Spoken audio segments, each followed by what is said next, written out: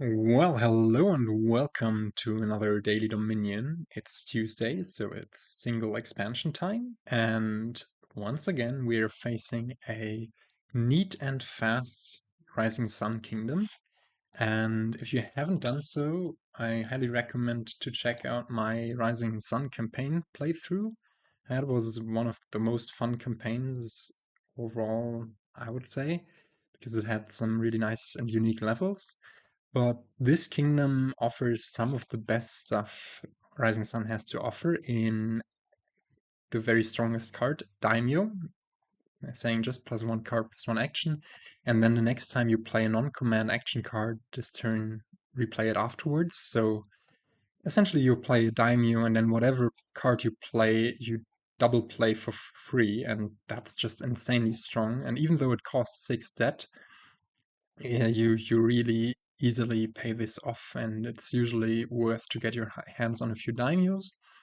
Then we have some cursing and snake, which I don't think it's going to be too relevant, especially since there's River Shrine to trash down rather quickly, letting you trash 2 cards from your hand, and then if you don't gain any cards during your buy phase, then you gain a card costing up to 4. And what else do we have? Well, some draw in Root Cellar, some draw in the combination of Tea House and Daimyo, and also there is something that essentially functions as draw in Rapid Expansion. And Rapid Expansion is a prophecy, which is one of the unique mechanics of the Rising Sun expansion. And prophecies will trigger as soon as 5 omen cards have been played, like River Shrine. Whenever you play one of those, one of these sun tokens is removed from rapid expansion, and after 5 have been played in total, this part will become active, and the active part is crazy, because when you gain an action or treasure, you just set it aside and play it at the start of your next turn. So that's essentially draw and actions for free, as long as you keep gaining draw and actions. And yeah, this turns this one into a doozy. And then we have one of the strongest events from Rising Sun, if not the strongest, Continue. And Continue costs a debt, which is a steep price, but it also lets you gain a non-attack action card costing up to 4. And afterwards, so you gain it in your buy phase, note this for River Shrine, and you gain it, then you return to your action phase, and then you play it, and then you even get another action, another buy. So this allows us to essentially open with River Shrine on any of the openings and immediately trash out 2 estates. But unfortunately, the gaining stuff doesn't work, because you still gain the River Shrine in one of your buy phases, and thus this is shut down, but still it's rather strong early on. Then another thing we need to discuss is change, allowing you to trash cards from your hand if you don't have any debt. And if you have debt, you just get +3 money, so it's essentially an action gold, let's say. And this allows you to get your hand on cards that you would otherwise have no access to. For example, if you have an estate and a change in your hand and you really want to get your hand on rice, which we also need to talk about, then change will allow you to do so for 5 debt. Now, let's also talk about rice. Rice counts the different types among cards you have in play. And here, due to also Riverboat being a duration, Snake Witch being an attack, Daimyo a command, Alley a shadow, and River Shrine an omen card, Rice being a treasure and also being paired up with actions can be worth up to 7 money per single rice, so that's almost a province. And that's just insane here. So you do want to go for rice for sure here. And just the nature of this kingdom continue, like the AI will also probably continue with River Shrine right in the beginning. And thus, yeah, this will probably just be super crazy. I've already played this kingdom even thrice on the train, and once I had like the dream draws, and I will show you this a screenshot of this playthrough at the end. Let's see how this one will go, but yeah, this kingdom just has a lot to offer. I didn't even show you the riverboat card, gold mine. And gold mine you play at the beginning of your turn. It's an extra action card and buy, and then you may gain a gold and get 4 debt for it. Usually that's nice if you can draw back around to the gold, but here, since you have rapid expansion, the gold will be set aside, and then you play it at the start of your turn of your next turn for free. But still, I think this gold gaining is a bit too slow to actually be worth it. Still, Riverboat might be a card we get in play for Rise, for the purposes of Rise. And then finally we have Foresight, and you can read it here, but it's not going to be all too important, I think. Anyways, that wraps up the discussion of the kingdom. Our strategy is going to involve early on to just get thin with River Shrine and River Shrine and River Shrine. Then mid-game-ish on, we will try to add a daimyo or two if we can. Then hopefully play the River Shrine a couple of times to gain us a few changes, and then change stuff into rice. Get some tea house and snake witch riverboat stuff going while also gaining daimyos and getting our hands on as many rice as possible, perhaps using changes to achieve that.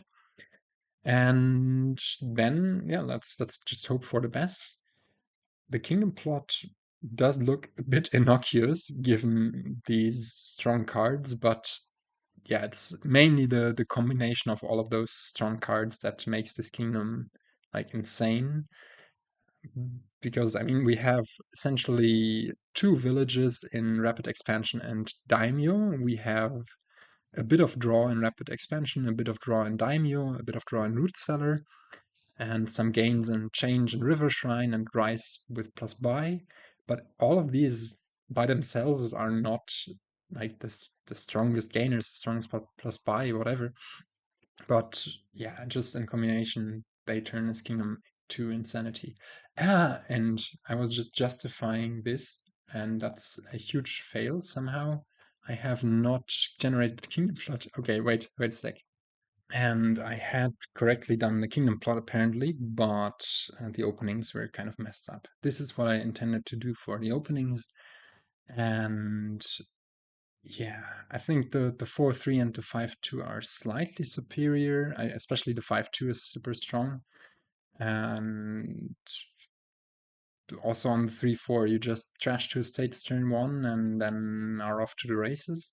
On the 4-3, you get to put in an alley, or like if you're feeling lucky, then put in a daimyo, because if daimyo and river shrine then collide on the right away, then you're in for a really good time. But if they don't, then I guess it's just better to have the alley.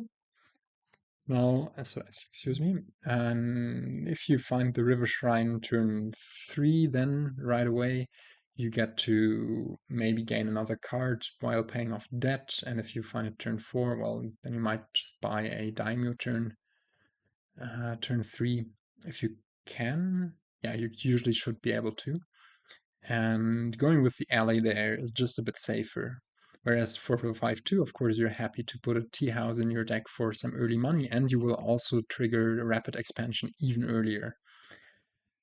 And yeah, on the 3-4 of 2-5, you just go for the continue river shrine trick. Turn 1, pay off 7 of the 8 debt, and are also pretty fine. Now let's go for the alley and continue for River Shrine. AI does so on turn 1, which is also fine. I mean, you could also just trash a copper and a whatchamacallit. You could try to trash a copper and an estate turn 1 and then only pay off 6 debt.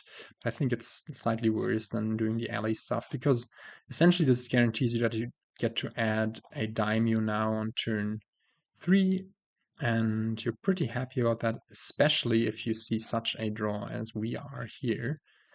And yeah, getting to double play that river shrine, getting to clear out just a lot of those coppers seems amazing. And now for next turn, we can even already add 2 cards.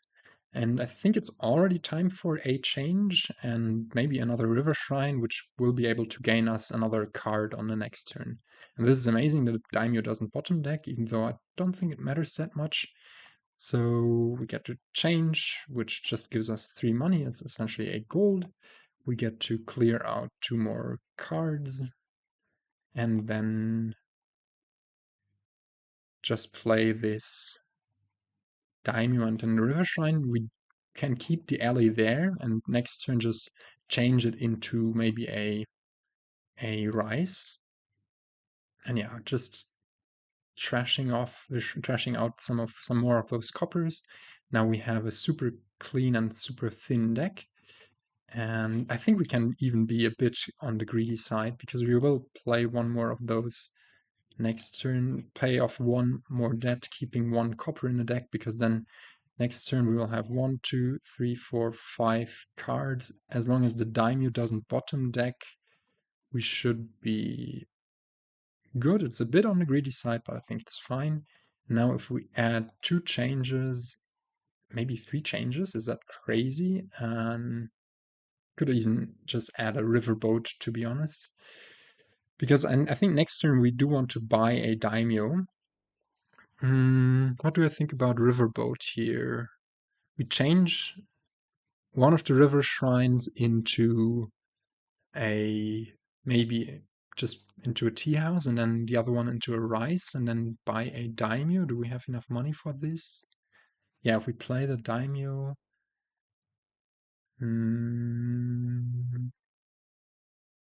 I think the riverboat is fine and another change will also be fine. But let's go for the riverboat and hope the daimyo doesn't bottom deck. Okay, our greed seems to pay off. Now, here the first change we can play just giving us money. The second one we can use to turn the river shrine, or actually the alley, it doesn't matter, into a tea house, which will be set aside now. Now we can draw into this change, pay off this debt, and turn the alley into maybe a rice here. Play that next turn. And it's important that we get to pay off all of this debt again, because then we can buy a daimyo, which will lead us into the next turn and essentially guarantee that we'll find everything just in a nice spot. Now we'll have already 1, 2, 3, 4, 5 types for the rice in play. So that's amazing. It's important that we play the riverboat before we play daimyo because we do not want to double play the set aside card, the gold mine of the riverboat. That would be no good. And yeah, I don't think we gain gold here. It's not worth it. It's 4 debt for a card that will pay off in 2 turns at the earliest. And I guess it should be fine. But no, we want to spend all of our money that we get off of these changes on rice or tea houses. So yeah, let's go for declining that. Play the tea house first. We want to double play changes as much as possible with the daimyos just because they yield more money and we have already drawn our deck.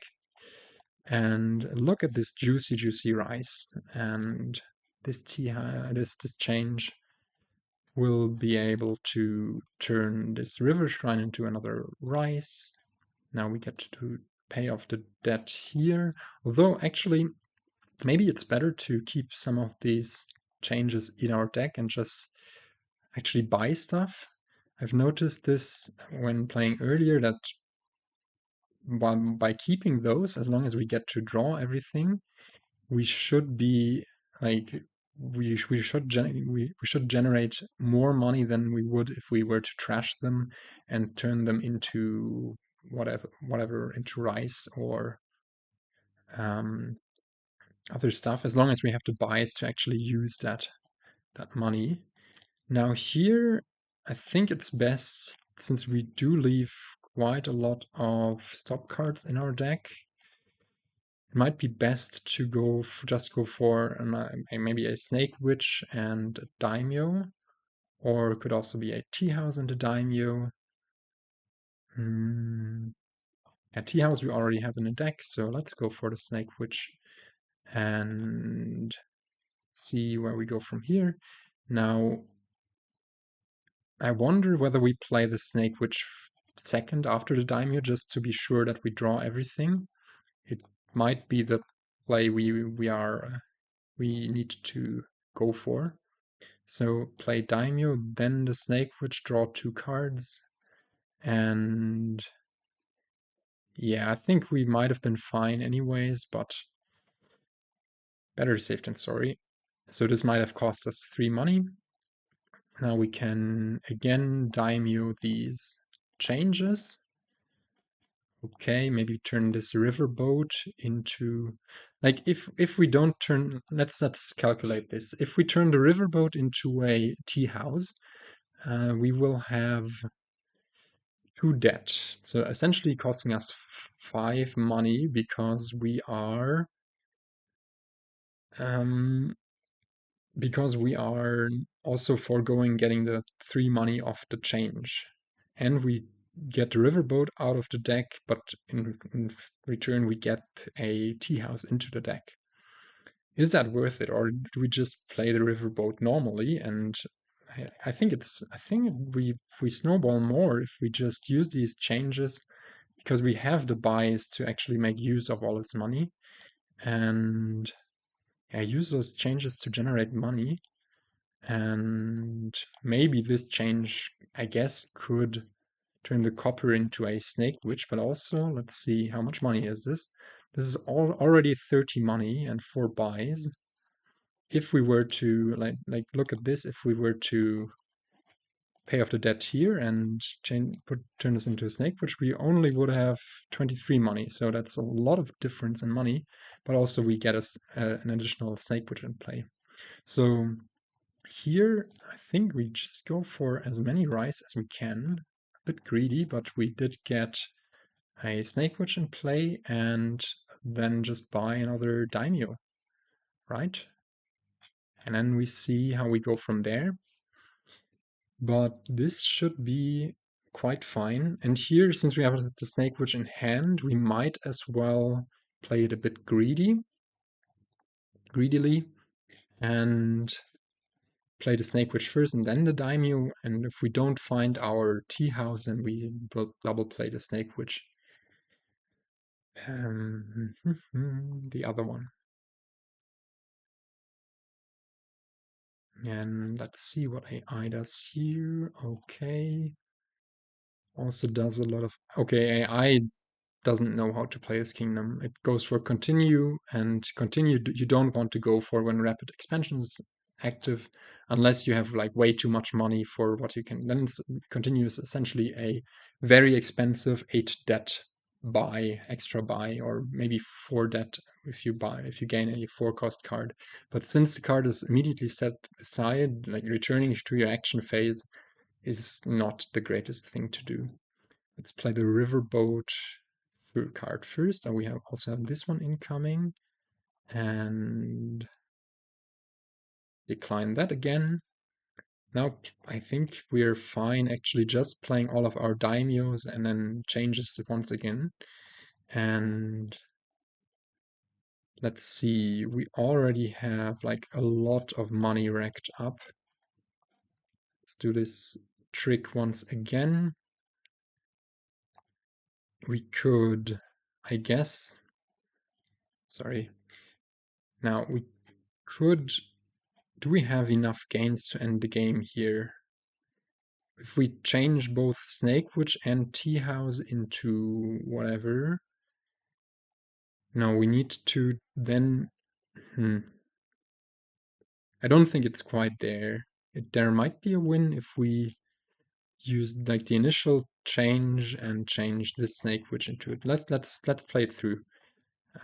Pay off this, we change this into that, we change, okay, this into that, I guess. Play all of these. Is that enough money? And is that enough? It's enough buys, but it's like with continue, we are almost able to close it out on changes and tea houses and rice, but we are lacking a victory point that we would need for the win here. So it's not a 9-turn win, unfortunately, and that is really tragic. Could we have done something else? I don't think so. Like we could get some more money by not trashing the tea house, because that would yield 5 more money in total, because it would add a type for rice. But it will also lose us a gain, I believe, which we need to gain. Yeah, it's very, very close. But I don't think it's a win. Maybe I'm missing something, but I think we just want to play for one more really big last turn, have some fun, and yeah, just go all out. Because also we don't quite have enough money for all of the provinces yet. So why don't we just have like a really fun, nice next turn with all of the cards in play, add a safety province and another daimyo, and then cry a bit that we weren't able to quite finish it in 9 turns, but in 10 turns is also quite fast. And then you see how insanely this rice stuff is snowballing. Like we aren't even changing our changes. We are just playing them normally because we have the actions and the draw to do so. And that is just insane payload. Now, okay, AI goes for another daimyo. I think let's just play that, play daimyo and then the tea house. We do need to draw a bit anyways. And look at those juicy rices already going there. And again, let's spend some of the daimyo draw on tea house plays. Now we get to change a lot, maybe one of the riverboats into a duchy, and let's leave the debt again just to see how much money we generate. I think it would be smart to actually change the Snake Witch into a duchy as well. But yeah, we generate enough money to buy out all of the provinces in principle. Like you need 64 for 8 provinces. And had AI not snatched 2 of those, we would have had an amazing, like a really amazing score. However, yeah, we maybe overdid it even with all of these with not enough change stuff. Like maybe we should have changed more changes into duchies, but oh well. I guess is there a way to do more here? We could have continued for a change. Yeah. Note that changing rice into province, while it is essentially just one debt you get, you have to factor in that you wouldn't get the 7 money from a rice, and you wouldn't get the 3 money from change. Instead, you just get -2, I guess, or like you get 4 money less than you would otherwise. And since you have the buy to spend on rice, you also don't um, you also don't really have an extra gain by changing the rice into a province. So that's not the thing to do here. It might be in other kingdoms, of course. And what do we say to this kingdom? Yeah, well, 10 turns, 54 victory points. Could have been more if AI hadn't snatched those provinces. It is an incredibly fast kingdom. You do want to be really careful about how you play the early game with the river shrines and changes adding in. And then, like, this is also something I didn't do on my first playthrough, not paying off the debt with change.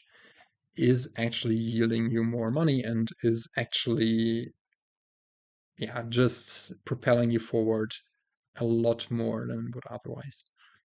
Anyways, I hope you enjoyed this video, and I will try to catch you in the next one. And until then, goodbye.